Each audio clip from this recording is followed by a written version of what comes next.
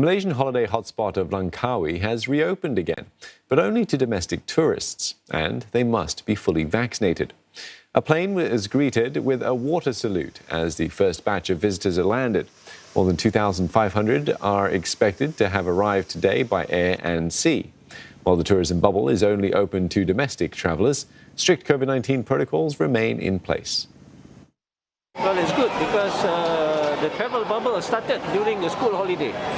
So this is a good opportunity to bring my daughter for a short holiday because she has been staying home, for almost 2 years now. I feel very, very excited. I'm super happy, and I'm thankful that the government is so open about it that we can come and travel. It's a similar picture in Indonesia. Bali is gearing up for the return of international tourists. Just 2 days ago, authorities gave the green light to ease COVID-19 restrictions. And for a closer look, let's speak with Gary Bowerman from Check-in Asia. Now, firstly, how effective are travel bubbles like this in getting the sector going again? Yeah, good evening. I think this one is very specific. It's been a very tough year in Malaysia. We haven't been able to travel internationally since March 2020. We haven't been able to travel domestically since the beginning of the year, since just after New Year. So this one is really about trying to bring back confidence into the domestic market, allow people to travel again up to Langkawi. It's only one destination. So I think we have to be a little bit cautious. But, it's been a tough year here in Malaysia. And I think everybody wants this opportunity to go back, to be able to go up to Langkawi, which is a beautiful destination. It's a small archipelago up in the north of the country. Go and spend some time by the beach and just relax. We've had a tough year.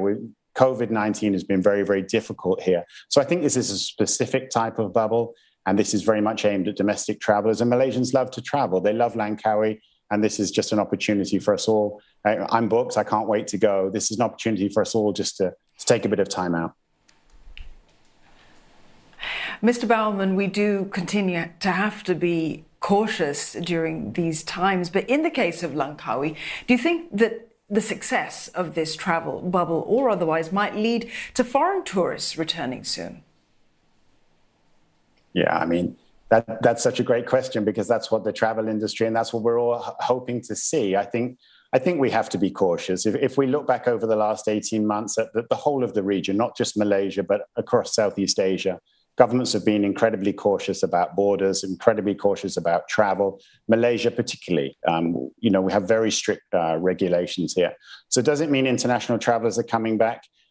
I don't think so anytime soon, quite honestly. If you look at the messaging today from the tourism board and the government, they're saying they're looking at about 200,000. That will be the top figure of domestic travelers for the rest of the year. And that's real progress. I think we have to look at rebuilding confidence in travel domestically first, and then we look at international travel. Do I see we'll have international travelers back in Langkawi towards the end of the year? It's hard to say. It's hard to predict. Things happen quite quickly. But I think the government is being quite cautious. And I think this is particularly an opening for domestic travelers. And, let's all enjoy that because that's great. In Thailand, Phuket's sandbox scheme was not as successful as expected, with tourist numbers faltering. Are there any lessons to learn from this? Yeah, there are. There are many lessons to learn. And I think Thailand has been very honest that it's learned a lot of lessons from the Phuket sandbox. It opened, the beginning of July, so it's almost 3 months ago now. This was at a time when most people in Asia Pacific can't travel. Most borders are still pretty closed. So if you open up, you still have to somehow create demand for travel. And it's very difficult because not many countries are allowing their citizens to travel. Phuket also, people have very distinctive feelings about Thailand. Thailand, if you go back to 2019, there's so much you could do there. And Phuket is very restrictive in terms of the sandbox. I think the other learning as well is that it's kind of restricted domestic travel. It's really looked at having international travel, and it's only really received about 33,000 visitors during that time. And if you compare that to what Langkawi is looking at, it's looking at about 200,000 domestic travelers over the next 3 months. There is strong demand in domestic travel. And although everybody wants to travel internationally, and countries want to bring back international travel, let's not overlook domestic markets because they've been very important over the last 18 months, and they will be continue to be important into the next year. Depending where one is, Mr. Bowerman, safe travel looks different. When might you expect that kind of travel in Asia to open up again? Again, it's a really difficult question. And, I get asked this all the time. Everybody in the industry is asked this all the time. We're asking ourselves, when is this going to happen? I think we have to be realistic that governments across the region are taking a very cautious approach. If you look at Singapore, in terms of the way Singapore's aviation sector is so important to the economy, even Singapore is being relatively cautious. It's opened up 2 vaccinated travel lanes with Germany and with Brunei, and that allows a little bit of inbound and outbound travel. If you look at Phuket, that's quite interesting because the busy season is coming up. So December through March is the peak season. It will be looking to markets like Russia and India because the Chinese market really isn't going to come back at the moment. But in terms of when we can buy and fly like we used to do, I don't think anybody in the industry is expecting that to happen anytime soon.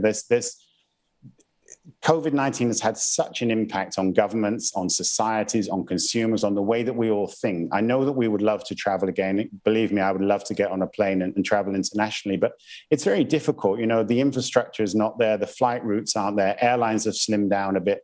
Governments are being very cautious. So I think 2022, if we don't have more variants and if vaccination rates continue on the upward climb that they are on at the moment, then I think we can be a little bit cautious. But I think everybody is thinking that it's probably going to be the second half of next year until we start to see a great deal of movement. Well, in the meantime, do enjoy your trip to Langkawi, Mr. Bowerman. Gary Bowerman there from Check-in Asia.